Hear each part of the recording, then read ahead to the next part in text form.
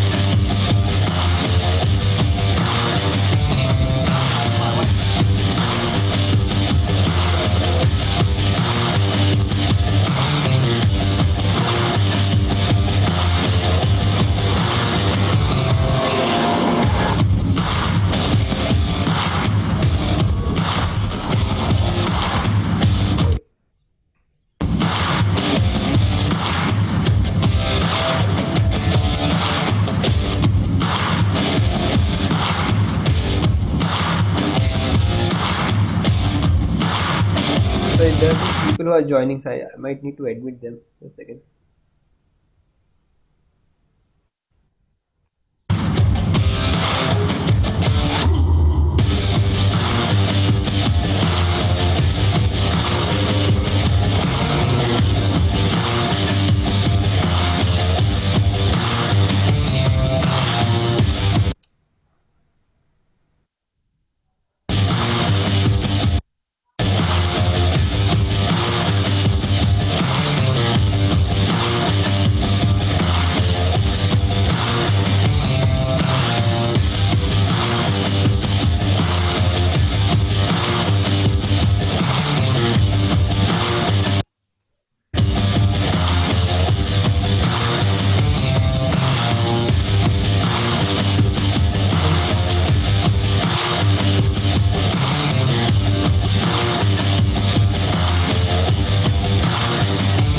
നാല് കാശ് കൊടുത്ത ക്ലാസ് വെള്ളത്തി മ്യൂട്ടാ There's people who are coming in, so I'm just admitting them.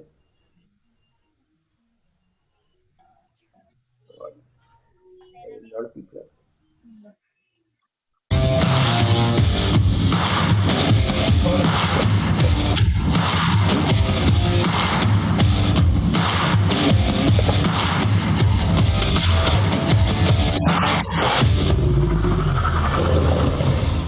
So, sorry, I mean, in between, there were a lot of people who were joining the session, so I had to click on and that was popping up on the screen. So, if you're not able to see the show reel, you can check out on the website as well. I mean, to tell us about the company, we have been working since past 23 years, I mean, more than 23 years, and been working on a lot of games. Uh, I mean, FIFA, GTA, and that's been a big client, but we also work on the feature films, television series like Game of Thrones, and also on the commercials.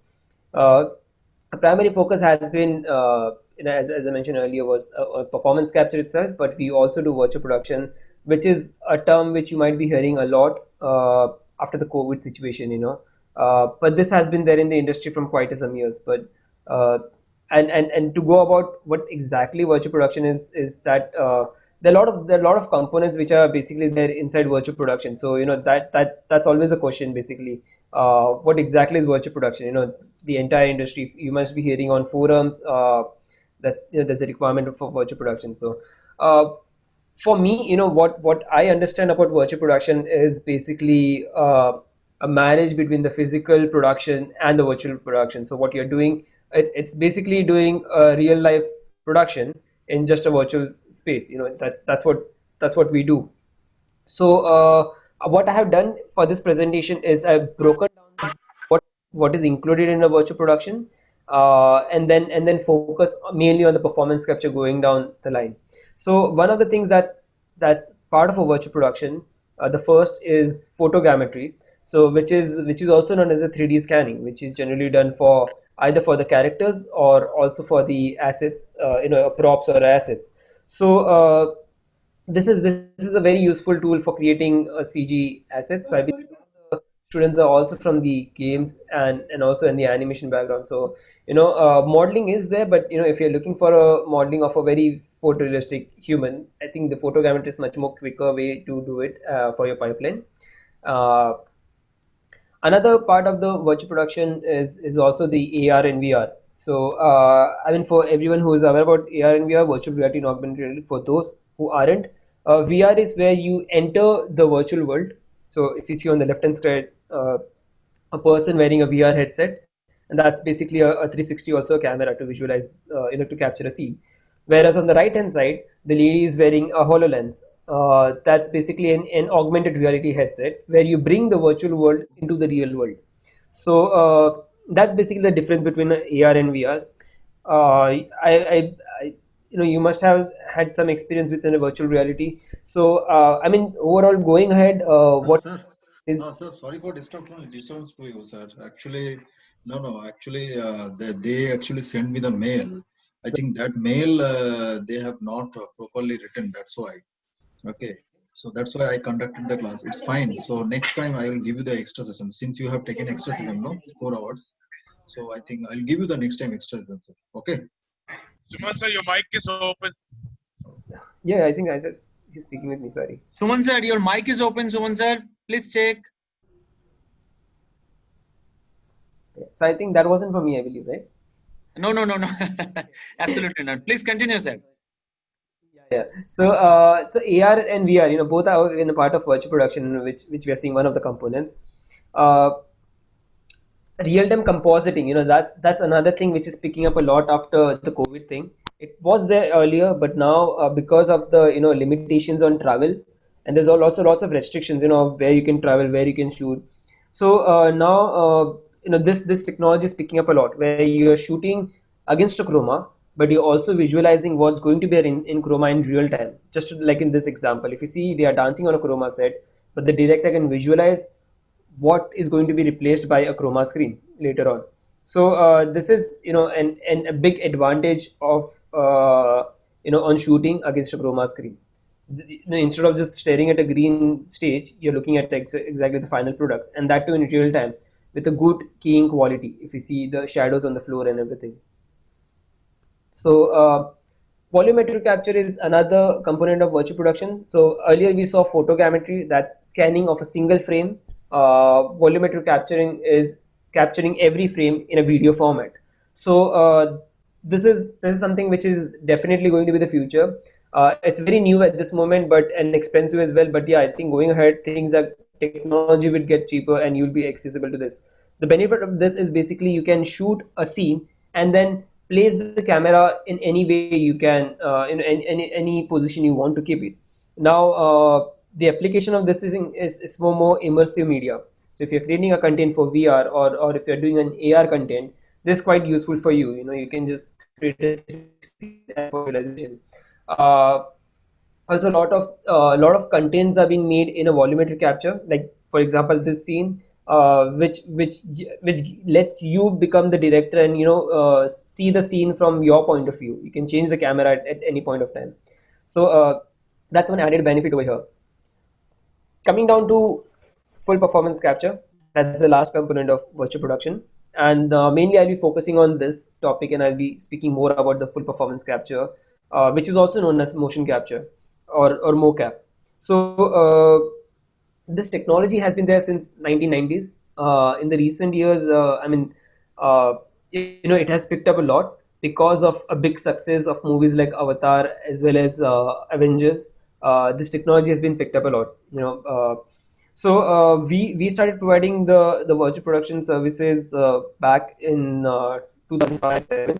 Back then, Centroid has started back then. So, but the demand of the importance of this is now felt after the COVID situation, because as I go down the the services, you'll understand where exactly can you use motion capture at this moment, be it for your games, be it for your movies, be it any applications where you require a character animations to be done.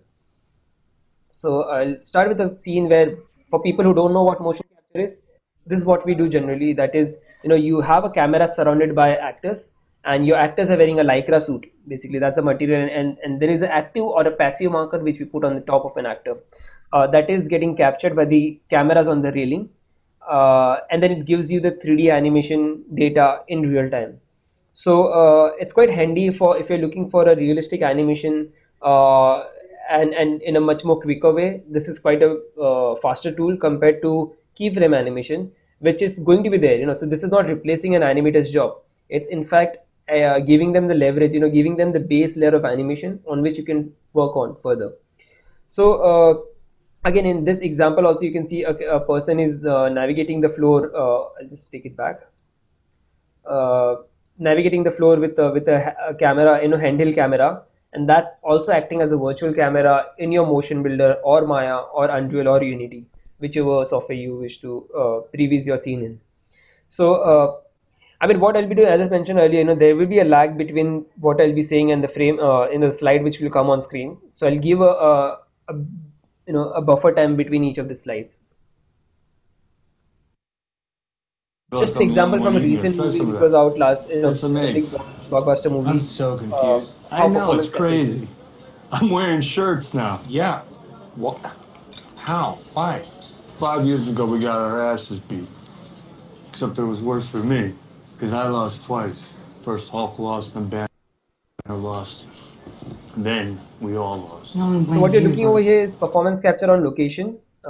Basically, how we can do a performance capture scene on location. This is mainly for when you want your CG actor to interact with a real actor and get the timings right, because a lot of artists, when they're doing it, such performance on set, that gives them that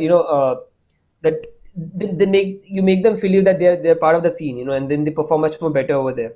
So this is just an example of those scenes. Motion capture is not only limited to capturing human. You can also do puppetry capture. That's to give an example of how the puppetry capture works, is one of the commercials that we worked on. Now this depends on the style. If you're looking for a puppetry capture, or if you want to do a 2D animation, the traditional keyframe animation, you can also do it with that. But this is just an intuitive way of having a capture done.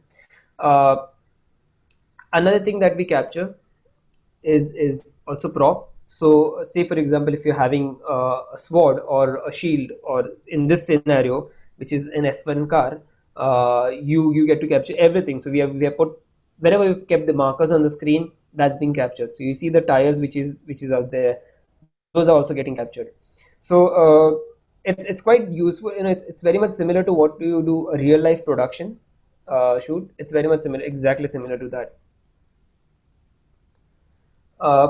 So you're not restricted with humans only. You can also do animal capture.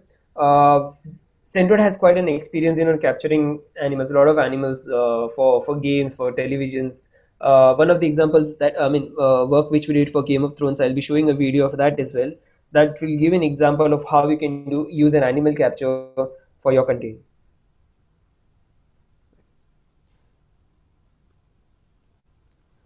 So the term, that is real-time previs, tech-viz, stunt-viz or post-viz, this is something which you'll be hearing a lot if you're in the films, in the VFX background, or in the games, you might be hearing a lot about previs. So this is something which is useful for planning out how your story, if you're doing a cinematic thriller, if you're doing a short, how you're planning out that shot. with performance capture, you get one benefit that you get to visualize your scene in real time. So whenever the performer is active, and nowadays there are game engines out there, Unity as well as Unreal. So where it lets you pre-visualize the animation in real time. This is a huge advantage for, because now you get to, instead of earlier having a motion builder or a flat screen to pre-visualize, now you can pre-visualize a character animation in the scene that you will be finally using it. So with the effects, with the lighting, exactly with the final scene, you'll be also looking at the animation out there. And the benefit of mocap is, as I mentioned, you can capture the prop. So in the video, if you see the guy in the black t-shirt, he's moving across a tripod which has the markers attached on top of it. Now in the scene, you can attach it to a light globe. So as you see a light bulb, I mean, that's a light source which is floating around the scene. This is mainly nothing but the tripod. Now you can also make it in a CG scene. You can also probably put an helicopter and attach a camera, so you get an aerial view shot of an helicopter. So there are lots of intuitive way of using a performance capture for your scene. That depends on how you want to visualize it. Uh, the earlier terms which I mentioned, stunt whiz. Now, stunt whiz is very important for films. If you're planning to, if you're planning a complex stunt sequence, and if you want to pre-visualize, how you're going to shoot it. I'll play the next video, which is from Mad Max. A second, this one. This shows you an example of how the top frame which you see, that's completely CG. That is done in Unreal Engine. That's completely CG. It's giving you the rough idea of how the scene will play out, how the camera has to be placed, and on the bottom what you see is the final frame. So that shows you a good example, how useful stunt whiz was for creating complex scenes out there. Right. Virtual camera or virtual cinematography, that is another thing which you can do with the Performance Capture Studio. So what we mean by virtual camera is driving your real world camera, and make and moving the virtual world camera exactly how you move the real world camera. So that's what we are trying to do over here. So in this case, you see an iPad which has a marker on top of it. That's over here. Now the cameras are understanding where its position and rotation is in 3D space, and we are parenting it to the virtual camera which is out there in the game engine, and you can now get a much more precise rotation and position of the camera, which you can later take it into your post pipeline when you're doing match moving and compositing. That's when you can also use this data to get your compositing and also the match move done. Just a second. VR scouting or doing a recce in VR. Now this is something which we have which is very useful right now. That is, getting into VR headset and visualizing your scene while the character is performing in front of you. This gives you a very good feedback, and it also lets you immerse. If you're a director, it gets you immersed in the scene. If you're a game designer, it gets you immersed in the scene, understanding how the environment is. If you're creating a VR content, that's again useful, because then you understand where to direct the audience towards. So what you're looking on the screen, I'll just pause this frame for a second. What you're looking right now is a person in the VR headset looking at a person who is in the motion capture suit, and he can visualize the scene in real time. At Centroid, what we have recently done is that you can do the same thing in a virtual environment. What I mean by that is that even if you're sitting in any part of the world, in any corner of the world, maybe if it's a home or any place, you can still wear on a VR headset, log into Unreal Engine, and you will be totally logged in into a stage. So you can just be directing you can communicate with the actor being from your home, and an actor can be either in the Mumbai stage or also on the UK stage, anywhere out there, and you can still direct the entire scene out there. So collaborative filmmaking is something which is I would say picking up a lot right now, and this is the pipeline which we are developing in house. It's very useful for a game studio or also for films, where a lot of artists. So if you're a lighting artist, if you're a modeler, if you're a I would say FX artist, everyone can work in the same scene in real time in a collaborative interface, and you can also visualize how your character is moving. So, for example, if you see the top left corner, there's a guy in the black shirt who's holding a frame of an iPad, and his viewport is something which is seen in the user D. So this shows his point of view, basically how things would be looked from his camera point of view. Uh, Similarly, if you're looking at, I'm in the VR headset over here, and my view is user C. So you can visualize, I mean, you can see what I was looking through and framing shots. This is very important for doing a recce in VR. So if you have, instead of traveling to a location because of the COVID, that might not be possible. So you through Google Maps, you can also get an 3D scan of any location out there in the world. You can bring it back to your game engine and now do a rec in VR. So you are planning out the sequence, how the scene has to be done. So it's a more, I would say, a useful tool for doing your previews out there.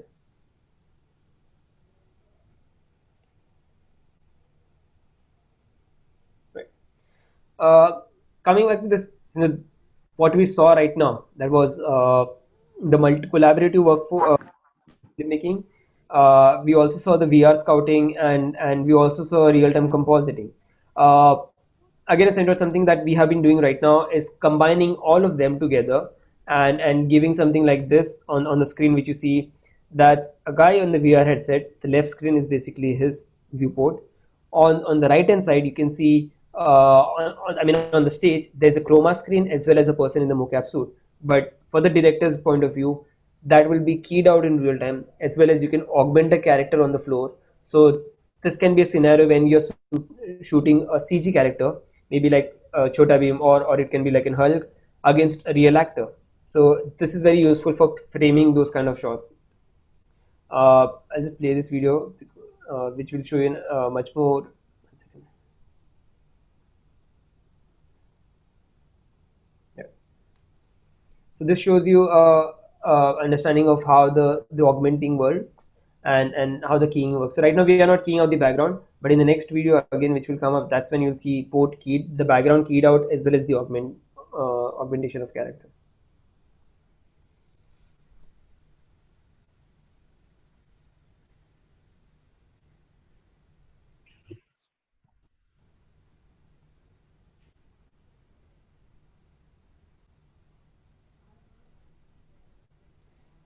So yeah, that's an iPad which we are using it for a virtual camera rig.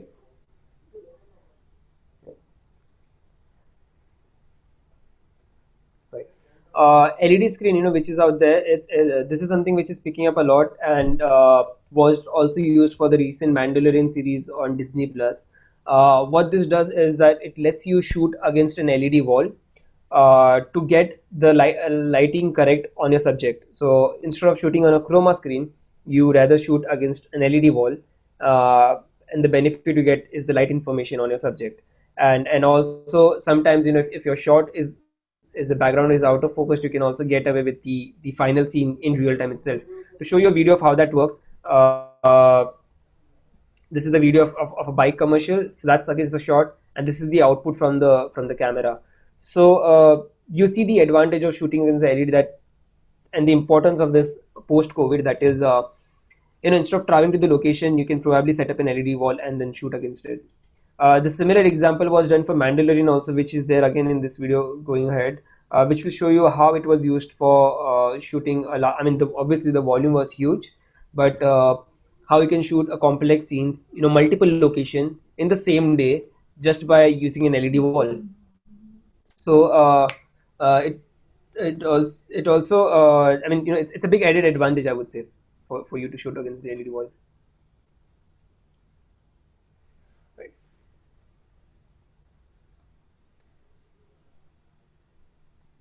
Yeah, if you see on the left hand side, that's how the LED frustum was moving. On the right hand side was the final output. And again, what they're doing over here is we are using a motion capture rig to capture the camera tracking data and apply it on over here. Uh, just 1 second.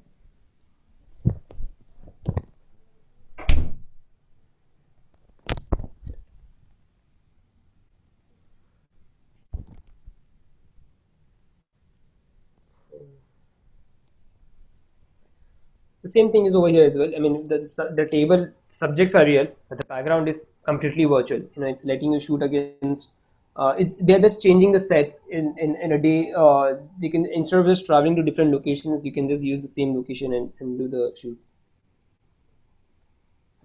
I mean, many of you might be having a question about what is the exact application of I would say a performance capture, in your particular project, where all can you use the performance capture. There are majorly three places where usually a client uses performance capture, and now this three implementations can be for any medium. It can be either TV, it can be either VR application, games, or a film. So starting with the creature capture, because it's a point accurate over there. It's basically you can put a marker on any subject, and create a complex animations as well.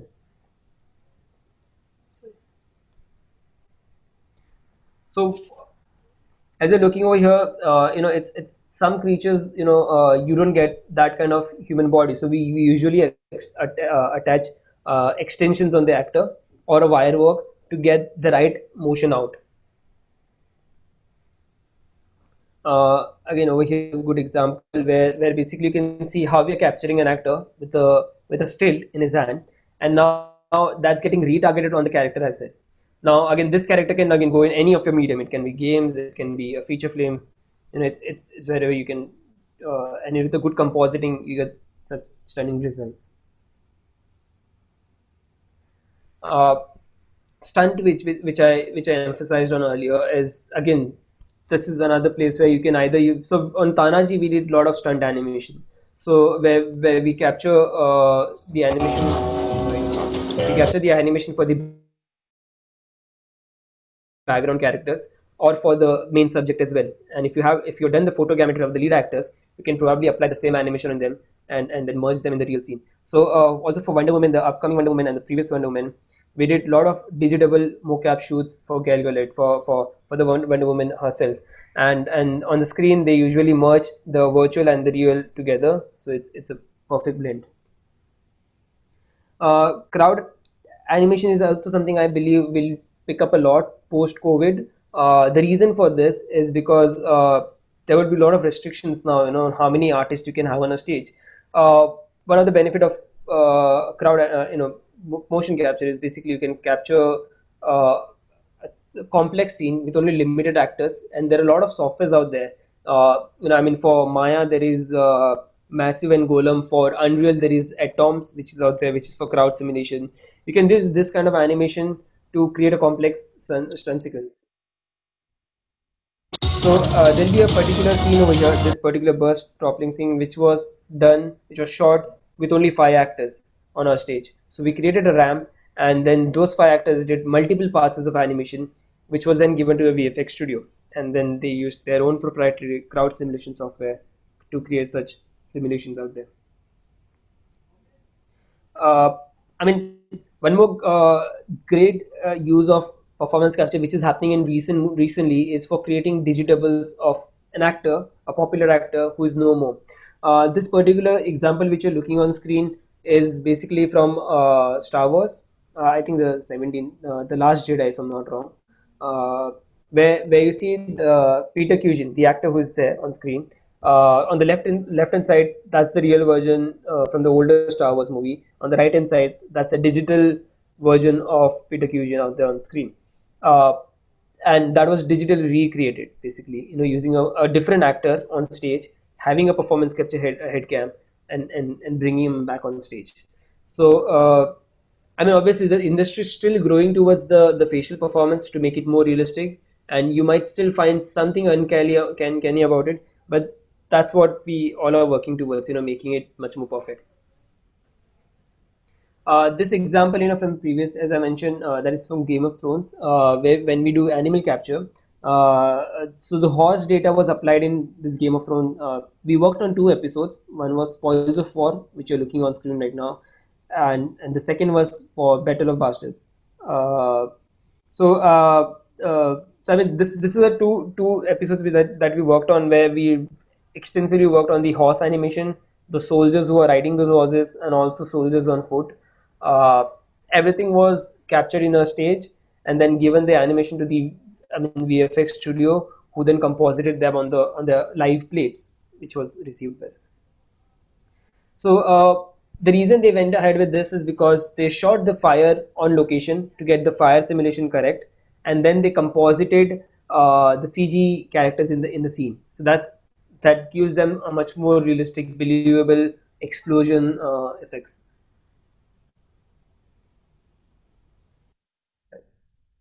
So again, motion capture is not only limited inside a closed room only for an actor or animal. It's also there for automobile.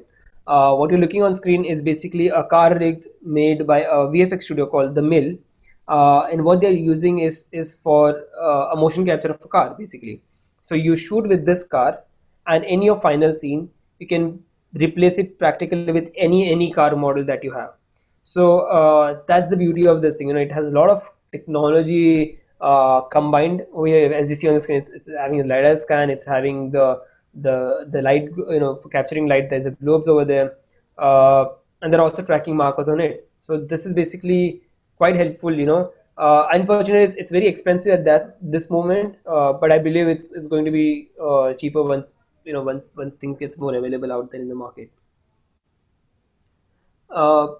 Right now what you're looking on screen is an application of motion capture in AR, and on the top right hand side you can see a Michael Jackson in a hologram show, and on the bottom you see there's another actor, and on the left hand side there is two people who are playing basketball.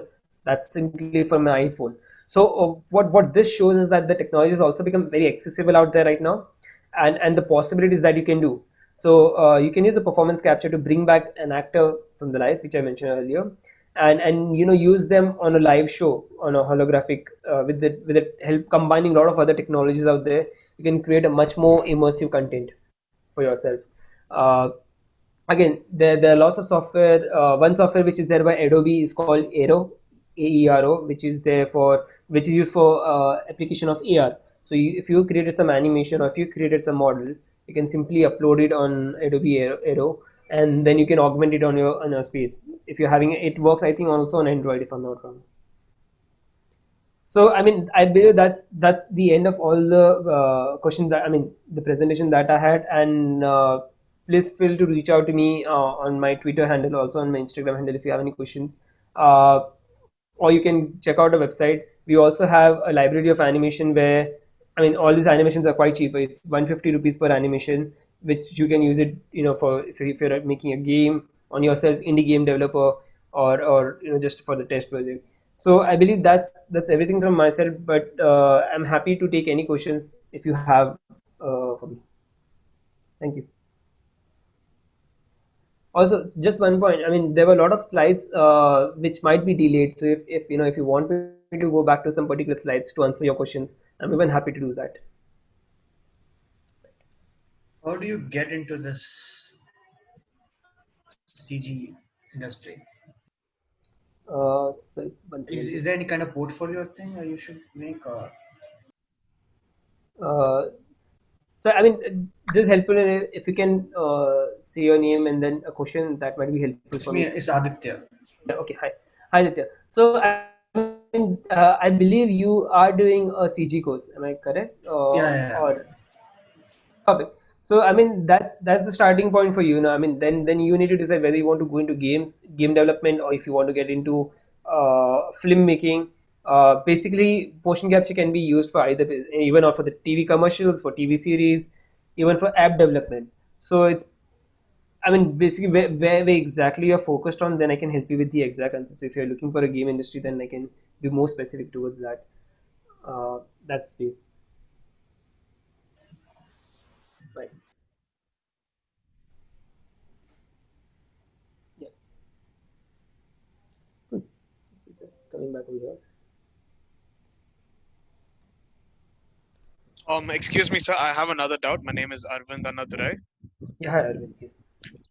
So like, how much do these motion capture suits cost? And are they available for rent? Like, just grab them for a day or something and give it back? We do have okay, so tell them that there are basically three types of motion capture technologies out there. One is the optical which you saw just in the in the screens out there where there's a camera set up around there and there's an actor in the suit, right? So we do rent it out them. We don't sell them.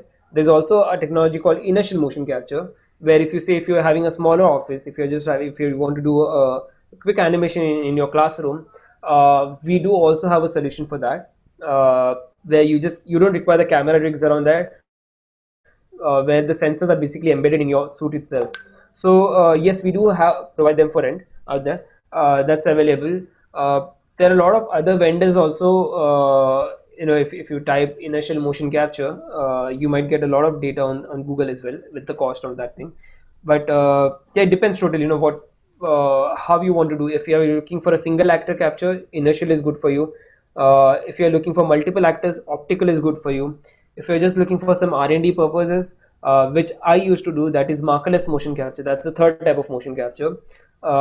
There are also technology available for you. If you're just having an iPhone, you can use a markerless motion capture and get your animation done. You don't need to have a particular suit. So it totally depends, what complexity of animation, because as you go more towards photorealistic animation, the more expensive starts getting it for you. So if there's a if, do you have any requirement, expectation of what kind of animation you're looking for? I was going to say R&D, like just to try it on, see how it works and all. Right. So I would probably say you can start with markerless motion capture. There are companies like Radical, who is also working on markerless motion capture, where you just shoot with your iPhone or any iOS device. I think they're releasing a version for Android as well, and then you can just simply upload it, and the cloud itself does the computing of your image. The markerless suit. So that was my R&D. That's how I started getting into the motion capture field. But if you're looking for a suit at a very cheaper level, then there is a suit which is at the basic entry level. There's a suit called Perception Neuron, which is I think which cost 1 lakh or something, and that's the entry level suit for anyone out there. And then as you go more into optical which we provide is more on the production ready side. It's more for AAA titles, for more high end animation, and it's more expensive. So maybe probably for just for an R&D purpose, if you just want to try out, I would say start with the initial suits and then upgrade yourself to an optical stage. Thanks for answering the question. Thank you. Excuse me, sir. Hi, Mr. Path. This is Ajay here, the Yeah, SME. hi, yes. Mr. Path, can you throw some light for the students about the facial rig, how they capture the facial thing Sure. for movies, animation, and games as well? Sure. So, if you saw in the presentation, we have an head cam, which the actor will basically wear. It's basically like an helmet which has a boom in front.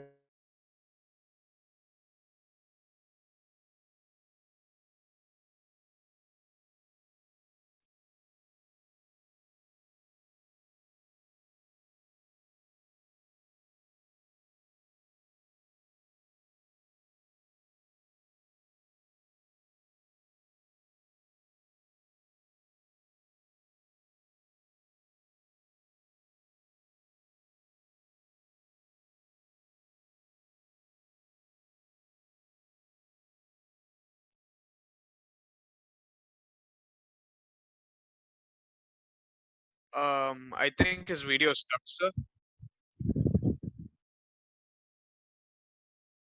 This may be due to network issue. 1 minute, I'll try to contact him.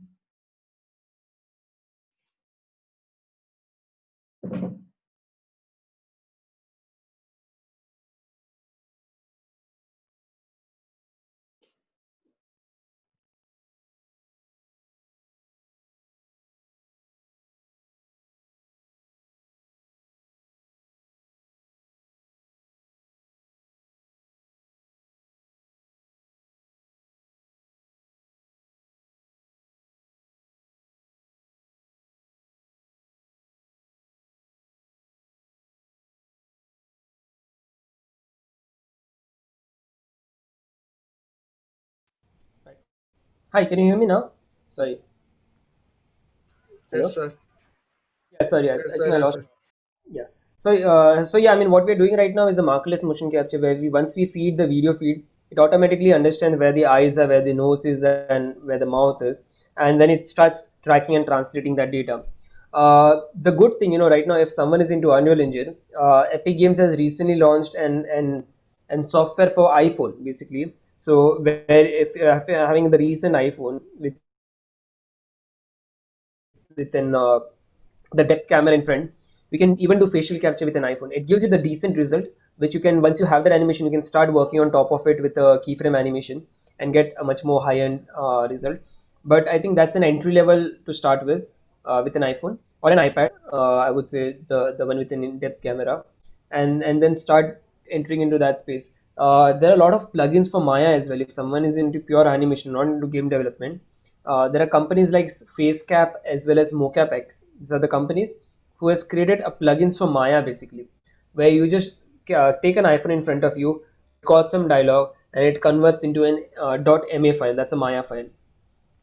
So yeah, I mean, but to answer your question, the entire industry is now towards a markerless facial motion capture, and not a markered one. You can still have an eyeliner on your face for your, if you're doing a keyframe by trick, but basically the software doesn't require it. It's all markerless. Excuse me, sir. Yes. Sir, I have one doubt. So if everything can be created on the set, like with the chroma screens and all, green screens and all, so then why do actors till today go to locations for shoot? Or like we filmmakers, like our short filmmakers, we shoot in the real time. Then how do we really incorporate that with motion captures technology? Right. So I mean, to answer, it totally depends on your script. If you have such kind of characters, which requires motion capture, then the project uses a motion capture. But if the character, I mean, in India, it didn't used to be because there was no studio in India basically who provides this solution, on a professional level. So that's when we itself, I mean, even we came in India in 2018. Sendot has been there in UK since 95, and I was also part of that in Sendot UK. But then we later came down in India in 2000, by the end of 2018, after Bahubali came in. The reason is a lot of people then wanted to have a CG animation, and then the requirement came in. So it totally depends on your script, basically. If your script requires that thing, then yes. If your script has a very sci-fi scene, which is not possible, which is, if even if you do a location scout, that's not possible for you. Or even after this COVID, if you want to shoot on an international destination, it's not possible for you. So that's when you do this kind, when you use this kind of technology. But I mean, I would definitely say it's never going to replace shooting on location, because of the amount of light which you have. But it totally depends. I mean, after COVID, since you're not able to travel and shoot outside, you don't have any other option than use these technologies to shoot it. And second, also reason was the expensive. How expensive it gets to shooting on location versus this. If you're looking at like a set like a Mandalorian, it's very expensive to build that kind of set. So yeah. So like in terms of that, like Hollywood, the foreign people are much more ahead than Indian, I guess. I would say in some cases yes, because but even we are picking up. It's not that we are behind or something like that. It's only the matter of the budget of a project. If the project has a budget, then even the Bollywood projects has used the Hollywood technologies. I mean, motion capture has been there since 20 years, but recently it's been used in a lot of Bollywood movies which we are working on. That's because of the cost, So we got the cost down for the Indian movies, and now it's accessible for them. Earlier it wasn't. Earlier they had to travel out of India or somewhere to get the scene done, and it was very expensive for them. So I mean, now, yeah, it just the budget side, I would say. So like, why is it so like Hollywood people already had this technology way before we had? So because of the developing stuff. Might be because, I mean, even the origins of this, all the hardwares and technology softwares which we are doing, it was originated earlier over there. Accessible to everyone, so it's there everywhere. But earlier, I think that might be the case, I believe. Thank you, sir. Yep.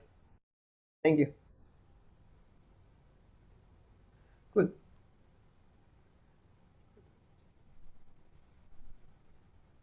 Believe is that all the questions we have then. I mean, anyways, I'll do one thing. I'll put my contact details on chat. If anyone wants to reach out to me later for any questions, you can either send me an email or connect me on Twitter.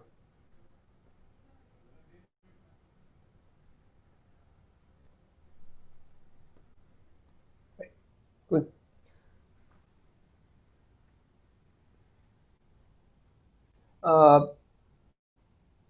Ajay, I think that's pretty much everything, right? Is there any questions from anyone? I think they will send you a tweet, and I think so. They'll personally tweet you. That's completely okay. Yeah. There's a question in the chat, sir, if you want to check out. Yeah, sure. So to start with, it's motion capture. To start with the motion capture, how we can is basically there are two parts of motion capture basically. One is the production, that is shooting, and the second is the post production, that is integrating that data into your pipeline. You can probably right now, if you're studying, you can probably start with the second side, that is you get a lot of free sources on internet like a Mixamo, or where you get an animation for free. That's basically a more integrating that in.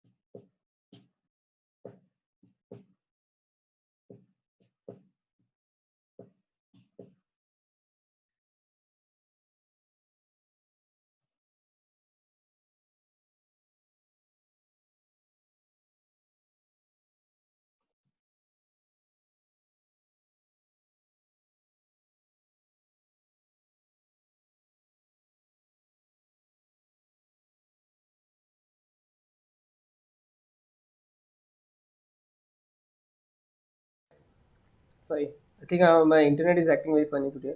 So yeah, sorry about that. So yeah, I mean, on the production side, you can probably start with a perception around which I mentioned, or we can run this. We are planning to run the similar program in India for students, where we don't it's like an annual batch where you come in, you shot for a feature film and or a short film of yours, and then we give back that data and that experience for you to run. So yeah, I mean that can be one starting point for you, but you can check out our LinkedIn page, and as I mean, mostly we post our updates on LinkedIn and Twitter on Centroid, so you can check out their pages to follow, if you're having some openings or such programs out there. Good.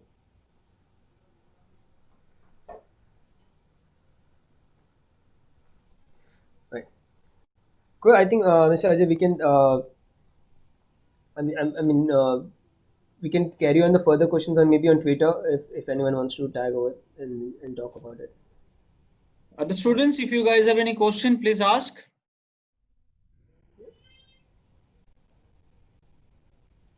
I think they will ask you through Twitter, sir. I believe so. Okay. I mean, I posted my email address also. If anyone Yeah, wants yeah, to yeah. reach out, that's okay. But yeah, thank you. I mean, thank you everyone, and thank you for inviting me and speaking out over here. Thank Yeah. you, sir. Thank you so much, sir. Thank you so much. Thank Thank you, you, sir. sir. Thank you, bye. Thank you, sir. Thank you, sir. Thank you. Thank you, sir. Thank you. Thank you, sir.